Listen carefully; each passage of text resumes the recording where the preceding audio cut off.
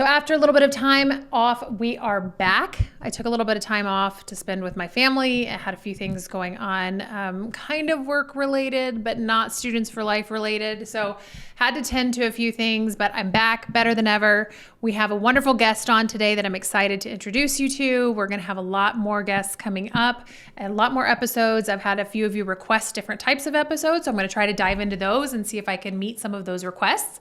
But today we have Danielle D'Souza Gill on, and I'm really excited for you to hear from her. I've known her for a couple years. She's a friend of mine. She is an author of one of my favorite books that I tell people to read when it comes to the pro-life movement. She is a commentator. She actually has a show called Counterculture. I was on it earlier today, which is super fun that we got to be on each other's shows. And she went to Dartmouth. She has written another book called Why God, an intelligent discussion on the relevance of faith. She's filmed videos for PragerU. She has partnered with Turning Point USA. She's been all over the news. Obviously, she has her own show. She's been an advisory board member for Women for Trump. She's kind of done a little bit of everything. I feel like almost every guest I have is kind of all over the map with so many things that they've accomplished, which is so incredible that we get to hear from them and hear their perspective. Today, we're talking a little bit about midterms. Don't tell anybody, but we touch on the DeSantis-Trump beef going on, or I guess I should say Trump-DeSantis beef. We talk about her book and kind of her inspiration there. We talk about politics a little bit, which are the hardest arguments for us to make as pro-life activists, advocates, whatever you want to call us, and dive into all kinds of things. It's a really interesting conversation. I love talking to her, and I think that you guys are going to enjoy it too. So here we go. So long time no see. I actually got to be on your show today. So let's just dive right into that, because that's something fairly new-ish for you, right? You're doing Counterculture on Epic Times. Tell me a little bit about that. Yeah, well, thanks for coming on the show. It was so fun having you. I wanted to cover everything going on with crisis pregnancy centers, because I think just kind of seeing them be under attack is just really disturbing. And so, I try to cover all kinds of cultural issues, but also just, news, things like that. And so kind of my message every show is to be the counterculture. Like, this is what's happening in the culture, but like, we're going to be different from that. So I cover like all different kinds of issues, but I feel like I mostly try to hit some of the values issues and social issues. Totally. How old are you, by the way? Because I feel like I've known you for a little while, but I don't think I've ever asked you how old you are, and you're so accomplished for your age. Oh my gosh. Well, I'm 27, but I feel like sometimes people like think I'm younger or think I'm older than that. And so maybe I'm not as accomplished as you thought I was for my age, if you thought I was younger. No, wait. You've written two books now. Are one of the youngest members of the Trump Advisory Board, or Women for Trump. Like, you are all over the place. You're a speaker, writer. You have your own show, Counterculture. I mean, you're doing a lot of really great things, which I think is really cool. And I'm curious. So for anybody who doesn't know, Danielle is Dinesh D'Souza's daughter. And I want to know, like, did you have all of these values growing up that we're seeing you play out in real life now in your career? Was this something that was like totally instilled in you, or were you kind of like, I really enjoy seeing what my dad does and I kind of want to take that same path as him? Tell me, like, because you're doing a lot of the same things. You both have written, you both commentate, you both are speakers. It's a lot of the same, and a lot of really, really amazing things coming from both of you. Yeah, that's so funny, because I feel like we go together so well, but we have kind of like different personalities. And so I feel like, I don't know. I guess it kind of seems like it's so similar, but I just feel like it's a little bit different, because what he does is very like, what's the word? When I first learned what the word conservative was, I thought it was controversial. I didn't know there was a difference when I was a kid, because I saw this magazine that was like, oh, he's a controversialist. And I was like, oh, is that conservative? Is that the same thing? And then I was like, oh no, they're just saying that because they're liberals. So they think that this person is like causing havoc all the time. So, no, so when growing up, like he was kind of like very bold and very outspoken, and I was really shy growing up. So I think I became like a pretty strong Christian in high school. That's when I wrote my first book, was in high school. So that was really in like the apologetics realm, kind of trying to bring faith and reason together for young people from a little bit of a perspective that was more like, let's look at history and science and other things, like maybe not just based on like the Bible says this, so this is true kind of a thing. So when I went to college, I was like, I'm going to totally throw myself into Christian ministry. So in college, I wanted to grow my Christian group to like the largest one at Dartmouth, because like Ivy League schools are so secular, dead, just completely lost, and they were founded to be these like evangelistic mission locations. So I was like, okay, this is what I'm going to do. So, and then I think when I was in college, that was when Trump was elected, and things just became so crazy. Like everybody was incredibly political leftists though. And so they kind of started like to cancel me and just be like, you're conservative, so I don't want anything to do with you. Obviously I was like, This was on college campus? yeah, They were canceling you? yeah. So obviously I was pro-life, all those things. And I think I just realized more that everything that I believed in terms of my values was totally under attack. And I felt like I just like needed to be more involved in politics, because initially I was like, oh, I'm just going to like do Christian outreach. And then I kind of realized that that's like not going to be possible if we don't have a country that's like, you know, allows for that anymore, basically, especially with schools and just things like that. So that's kind of how I decided that I wanted to be like super, you know, into politics and more outspoken and not really just like only focus on Christian things, because I do feel like my faith affects everything that I do and everything I believe in. So I think when I really started to dive into more of the pro-life like world was when I saw it was just this intersection of like my beliefs but also political views, and that was kind of an interesting like intersection where that was playing out in terms of what people would kind of vote for and things like that. So When you were getting canceled, was it because of your dad or was it because of stuff that you were doing? I was tweeting, I was writing, you know, writing things. I was like getting involved in conservative things. Yeah, Christian things. So I think I had tweeted because I felt so bad actually for all the liberals, because they were crying, they were like canceling their classes because Hillary Clinton won, and they were just couldn't believe it. And I tweeted like, I like voted for Trump and women for Trump, but like the Lord is King of Kings, and they were just like so enraged. And I just remember that was when my sorority said, okay, we're locking you out. Like, we're not letting you in again and stuff. And so I was like, okay. Oh, they kicked you out of your sorority? They did. Yes. They had a group Wow. text, and they were like, let's change the door code. Let's not let her in. And the inclusivity chair, of course, was the one who was like, yeah, you probably shouldn't come back here again. Wait, the inclusivity chair? Like, I feel like Yes. the things that I'm hearing, I'm like, are you kidding me? What?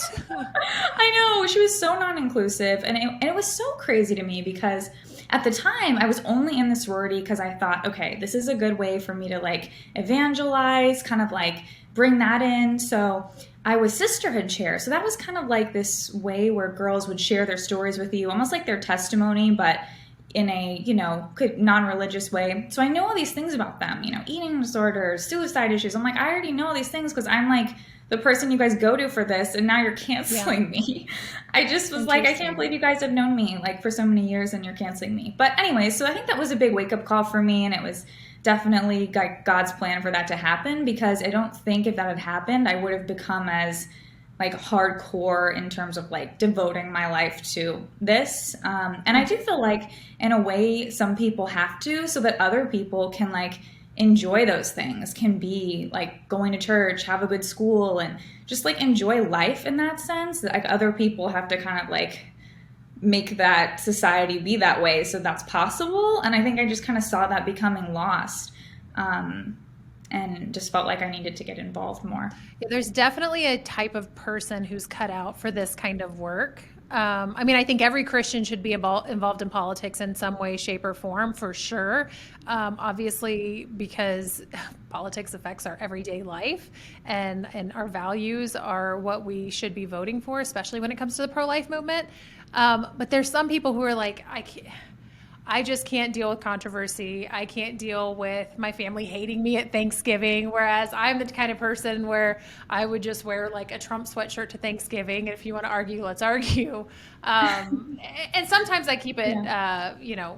kind of quiet just for the sake of having a nice meal. But I don't care about that kind of stuff. I'll debate with you. I'll talk to you about it. I'll have a conversation with you. But there's other people who are definitely a little bit timid when it comes to debating or talking about your beliefs. Speaking of you being a writer, I have your book right Oh here. my gosh. It's Yay. called The Choice: The Abortion Divide in America, and I love it. And anybody listening, you guys should go get it. If you're watching, this is what it looks like. It's funny because I went to Barnes and Noble the other day, and I was just so irritated because I was book shopping with my 6-year-old, and every book was like woke. It was all like, you know, RBG books for kids, gender ideology type stuff. They had the Gay BCs that was like a toddler book. I was so irritated. And as I was leaving, I was looking for a different book for myself, and I saw your book on the shelf. I had already had it, but I did see your book on the shelf, and I actually did a little selfie video with it because I was going to post it on my stories as a sneak peek for everybody to see that you're going to be a guest on the Oh podcast. my God. But tell me a little bit about this. One thing that I do love, it covers the pro-life versus pro-abortion debate, and you kind of dive into a lot of the talking points on both sides, and you have sources in the back, which is like incredible. And I think all authors are probably supposed to do that, but it's so easy to be able to look this stuff up and go do my own research if I want to. So tell me what made you get inspired to dive into the pro-life movement as a whole, and then especially write a book on it too. Yeah, so I was reading a lot of pro-life things. There's so many great resources out there, but I kind of felt like I just wanted responses to the exact arguments made from the other side that I would hear so often. So every chapter title is like a pro-choice argument, like a fetus is a cluster of cells, or my body, my choice, abortion empowers women. And then kind of just felt like I wanted to have a direct response to those things, and also equip people who want to be able to like directly get into a specific point if they're talking to a friend or trying to, make an argument, or even just for themselves. And I kind of noticed that all of the arguments fell into a few different categories. It would be either kind of like a better off dead argument, which is that could be anything from like this person's going to suffer anyways. Maybe they would be born to a bad home, a bad neighborhood. Maybe they have a disability, like all kinds of things, basically saying like we're actually doing the right thing. So Anne Hathaway like recently went on The View and said sometimes abortion is the most like merciful thing you can do. So that's kind of like that genre I cover. The other genre is the lesser of two evils. So people who acknowledge like it is an evil, but like pain for the woman is worse, and not just physical pain, but emotional pain, and maybe her goals in life or whatever, like always coming up with some kind of reason why it's the lesser of two evils versus something else. Maybe it's like taking away someone's freedom or something. And then another genre I noticed was kind of just this idea that it's actually not a person. So the cluster of cells argument, basically that's like the section where I have to establish that this is a human being before we get into the next step, where they would say, oh yeah, it's a human, but it's not actually a person. So then we have to go into like the difference between humanity and personhood, when there isn't really a difference there at all. They're the same thing. So I think just kind of like fundamentally going down to what's really behind all of these arguments, and like where is the person coming from that I'm speaking with. Did you talk to anybody who was pro-abortion when you were making this book? And have you talked to anybody who was pro-abortion who read the book who maybe had their mind changed at all? Yes, so that's one of the benefits of growing up in California and going to such a liberal college and living in New York. I feel like I have I have no shortage of liberals to pick their brains on, or say, like, can you read this and let me know what you think? And one of my friends was convinced because of this one woman's quote where she said something like, yeah, I went to go like hook up with this guy and thought, whatever, I don't need protection, like who cares? And then said she got an abortion and then decided to just kind of keep doing that.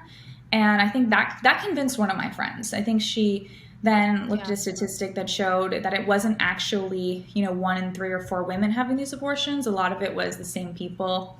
So it was Mhm. repeat abortions, because sometimes the left says, "Oh yeah, out of one of you had an abortion." It's like, no, actually, a lot of women haven't, but sometimes the same person gets more than one. So Yeah. I think that was actually a big change for her, because she realized it was being used as birth control. Um, so yeah, so that was kind of a random example. So I have had a few people tell me that that was inspiring. I had one woman come up to me at Turning Point. I think she might have, I don't know if she was a volunteer there, but anyway, she was a young mother. She had a child young, and said that it was kind of the first time she felt really accepted, and kind of like that was something to be celebrated, because I do Mhm. think those people are heroes, like you're a hero and other people. And I think sometimes people paint it like, well, especially people on the left, they paint it out like, oh, you're derailing your life, and they just create this whole narrative around it that's so negative. And so yeah, I think just kind of feeling like, obviously she'd already chosen that, but just feeling really like special. So I think that was kind of cool. What's the hardest? So you cover a lot of the different arguments in here, and to me, they're always kind of the same things. You hear the same pro-abortion talking points all the time. What was the hardest one to tackle? I know for me, it's actually something that I always say when they're saying, people are trying to debate whether it's a human or not a human, and I always say, well, it's not debatable whether it's a human or not. Scientifically, it's a human. The question that you're actually debating is whether or not that human life is valuable or not, or when it becomes valuable. I actually was at UNC recently and spoke to some students, and he was like, actually, that's exactly what I'm trying to say. Like, yeah, I'll concede there. It is a human. And that one is tough for me, because that's more of a personal thing. They have to decide when they're going to value that human life, admitting it is human life. But when do you value that life is something that I have struggled with, like getting across to people, because it's almost like a heart change that has to happen. Are there any pro-abortion talking points in here that were hard for you? I mean, I guess not hard, because they're all easy to debunk, really. But that was maybe a little more tough, where you could kind of see their perspective really well, but you obviously share yours. Yeah, I mean, I think with the human to person argument, it's kind of like, if the person I'm talking to doesn't like bridge that gap, I almost feel like the people listening will. I mean, if this is like something happening with other people, because if that's the point that we're at, where you're basically saying you're okay with like Hitler treating human beings Yeah. as if they're not people, then that's where we are. And so obviously, I think that that shows just such a discrepancy there. And so those people who will just literally refuse to see a human as a person at that point, I don't, yeah, I don't think it's like a logic argument at that point, but I do think that that spotlighted would show other people that, oh, okay, we really are just coming down to heartlessness.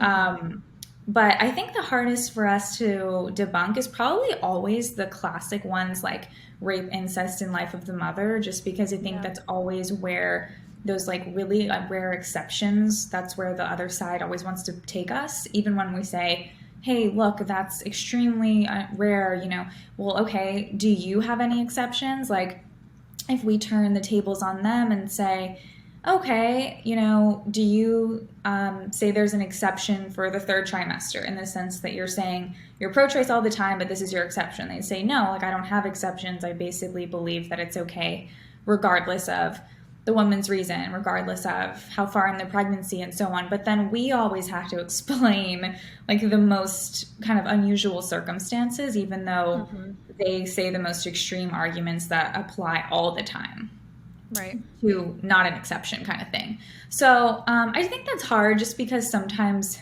it's like a sensitive personal experience for someone, if they've like been through something difficult with that. But I think that it just makes a lot of sense to say that, like with rape, for example, that this doesn't undo what happened. And I think sometimes they think Mm-hmm. we're like justifying it. And it's like, no, we're not justifying that in any way. Of course, we wouldn't have wanted that to ever happen. But Yeah. like aborting that child won't undo that. And regardless, she probably needs like some counseling and some help through that. And an abortion, in addition to that, would just add more more pain there. And then, of course, adoption, if she doesn't feel like she wants to. I guess some people say that you're like reminded of that person if they look similar and so on. And I would just say, you know what, that's your decision, and someone else will adopt that child and view it through a completely like pure lens and not see it through that experience that they went through. So I guess those are some things I would say regarding rape, because I feel like that's just a difficult topic because it's so heavy. So maybe I would say that one. They want to give the baby a more severe punishment than they give the actual rapist, which is just absurd to me. And it's something interesting about the rape debate. The only study I've ever been able to find was one where 80% of women who had become pregnant from rape chose life. And I've talked to several women who have given birth after being raped and say that the baby was actually a form of healing for them, like parenting and loving their child. Because I think a lot of people use that, it's the monster's baby, or they're going to constantly be reminded of their rapist. And, they throw that at you when really they forget that's also the woman's baby. That's also her son or daughter that you're talking about. And to me, it's not the rapist baby. It is a survivor's baby. And this is her flesh and blood that you're talking about. So when you call it some monster's baby, you're totally negating the fact that that's her child too. And she's going to be processing through those emotions. And a lot of times they do choose life, and whether they choose to parent or choose to adopt. I found it so interesting that the statistic was so high. And I don't know if there's any more recent studies. It's been a while since I've looked, but it was about 75 to 80% of women who had become pregnant from rape chose life. And that was like, I was blown away by that statistic and how strong a lot of these women are.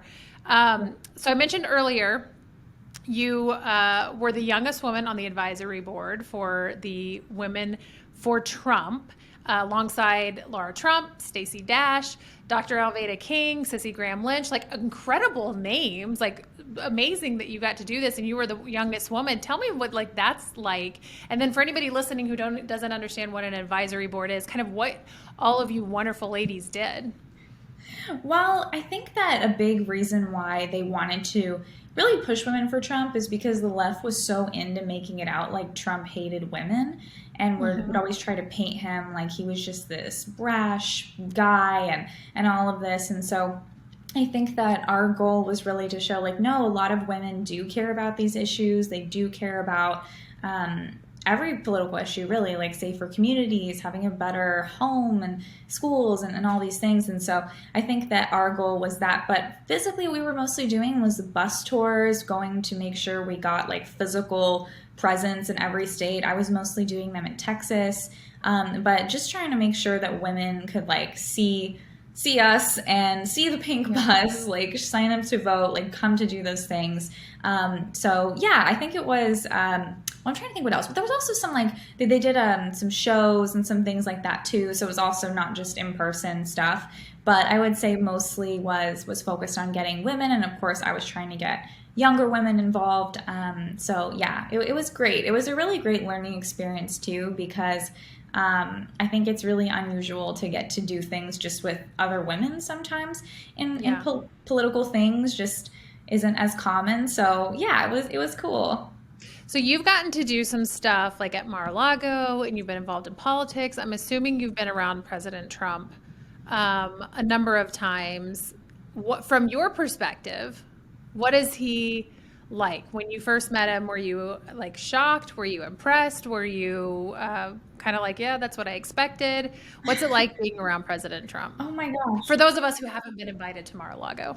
Oh my gosh, no. Well, the first time I met him was actually when he was president. So it was in the White House. I was totally stunned because I also just like hadn't been in the White House. So I was just kind of taken in by everything. We like sat in the Oval Office for a little while waiting for him. So we were just kind of like, okay, he's coming soon. I was like, I'm just going to stare at everything because I just like want to take in the absorb it. Yeah, absorb everything. So later they were saying, you can't take your phone, but we'll send you pictures. So they had a photographer who just like is there, like you don't really notice them, but later when they sent us pictures, there were some of us just sitting there like laughing like in the room because I think we were just really excited. So those are kind of funny. But yeah, when he came in, he like immediately knew who each of us were, which I thought was kind of interesting, especially because like no one knows who I am. So I was like, oh, but I guess he had retweeted me. And so he like remembered that. So I was like, that is crazy That's that he cool. remembers that. So I think he's very personable, like super personable, really funny. He's like always cracking jokes. So he's very much like his like speech style, I guess, but Yeah. like personal. So yeah, like one time I was talking to him and he just started joking about how like these women were getting a wind burn because these like men would swim by them in a race because they would like swim in the women's races, um, Oh, like who are trans or something, and yeah, they would yeah. like give them a wind burn. He's like, I hope she's okay. I think she's gonna have a wind burn from like the swim. And I was like, what?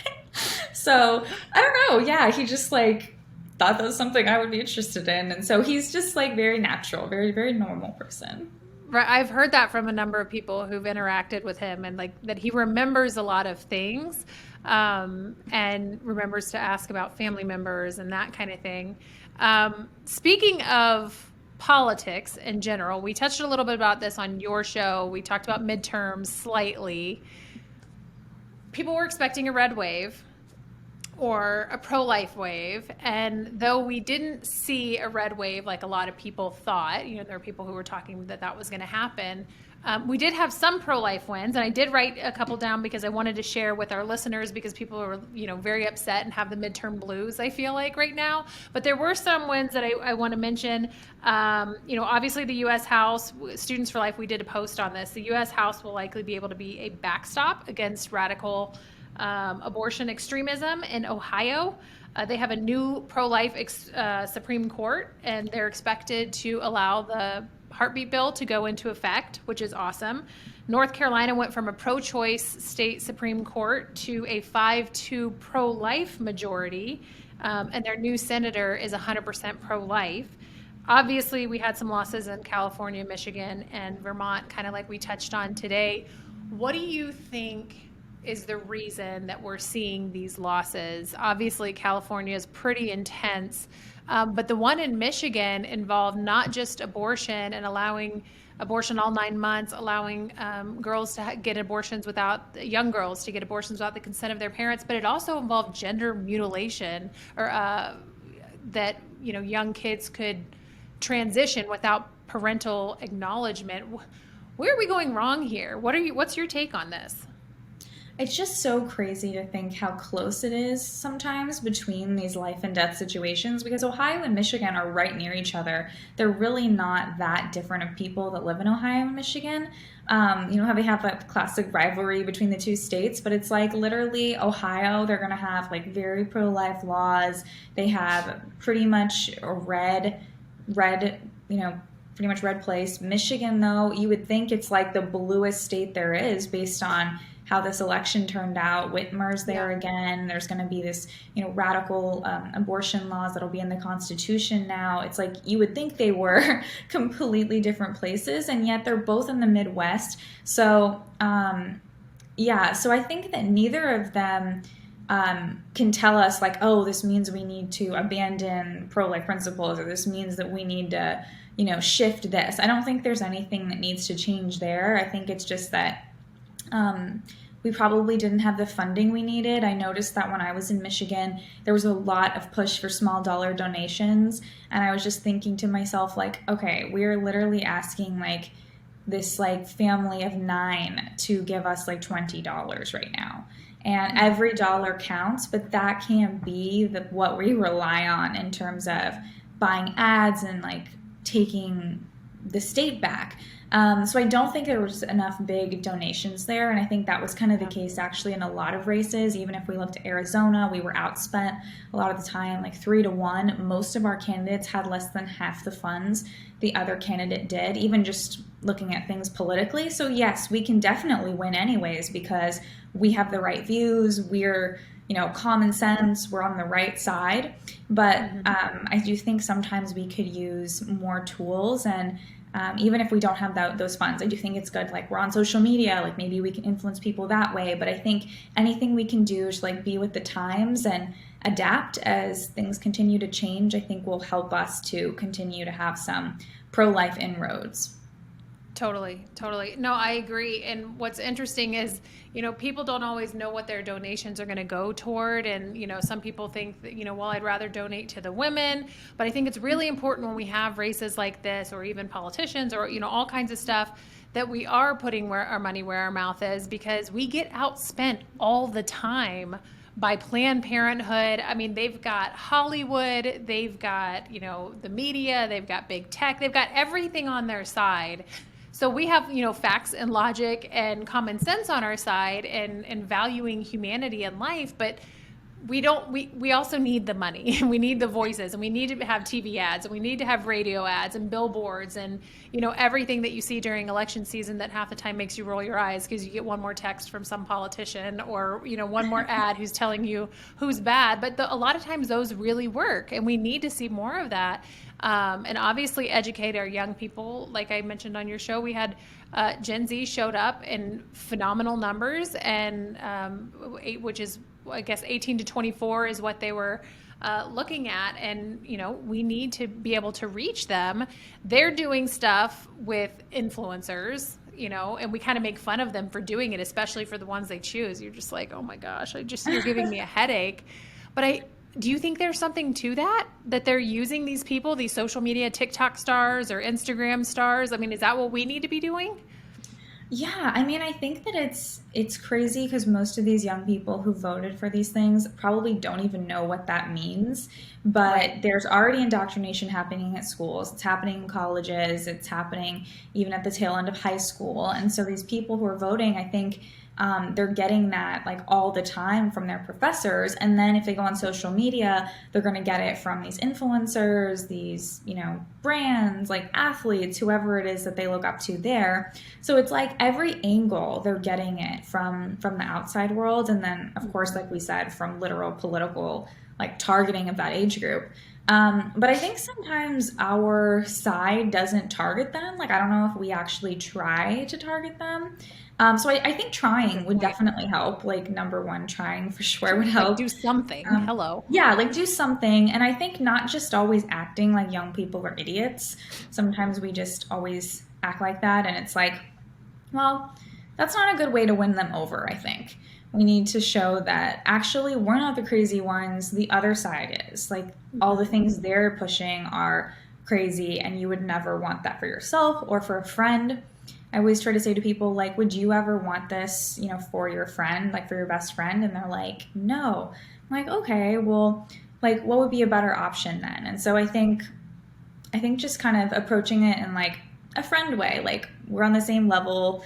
We're not like talking down to you like you're dumb or you're a bad person. It's like they just probably don't know. And there are some crazy young people, so for sure those people are very unhinged. But a lot of young people, I think, just don't know our side truthfully because the media misrepresents us so much. Yeah, well, when we're fact checked or censored every other post that we make or try to get the word out there, I always tell people like how strong just conservative values as a whole are, because they have to like pull out an arsenal to keep our views from getting out there. You've got fact checkers, you've got people saying that this is fake news, you've got the media working against us. It's hard to get the message out when you have everybody like that, especially with tons of money behind them and tons of resources and influence behind them. So going into the next election season, we're going to see probably a lot of the same stuff, a lot of the same battles. What do you think that we need to do different? Obviously, we need to like target Gen Z, and get them to realize, hey, we care about you too, and our stance is much more logical. Like, obviously, killing babies is not an okay thing to do, and if you become pregnant, we want to love you and support you. But what else beyond that do you think is a big takeaway that you learned this time that we should be implementing starting now, going into the next couple of years? I think the biggest thing I learned is we kind of always see things as, and this could be, whether you're religious, conservative, pro-life, whatever it is, we always think like our view is so obvious, our view is so right, our view is I'm guilty of that. so clear.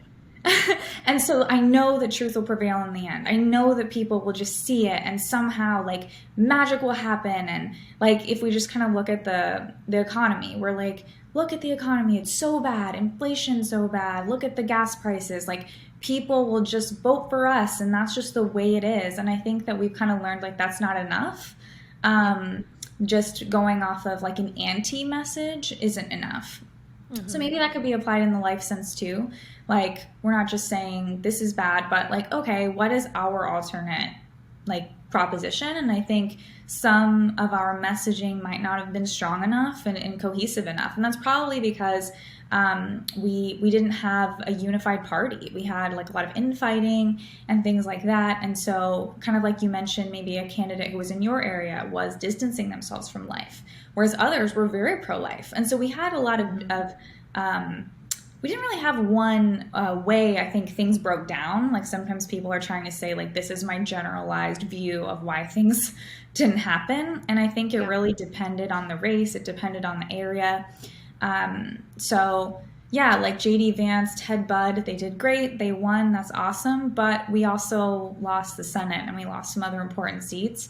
So I think the biggest thing we can do for next time is honestly to unite. And I don't know in what way that's going to be. I think it is going to be extremely pro-life regardless. Like whatever happens is going to be that. But I think we just have to realize like the left is the one who wins when we get caught up in these like internal battles. So that's something I think is just best to avoid. It's going to happen, but we need to move past it. Yeah. Speaking of internal battles, there's a little Trump DeSantis beef going on right now. Well, I think it's more Trump DeSantis, not so much DeSantis Trump, because I don't think DeSantis has really responded to anything.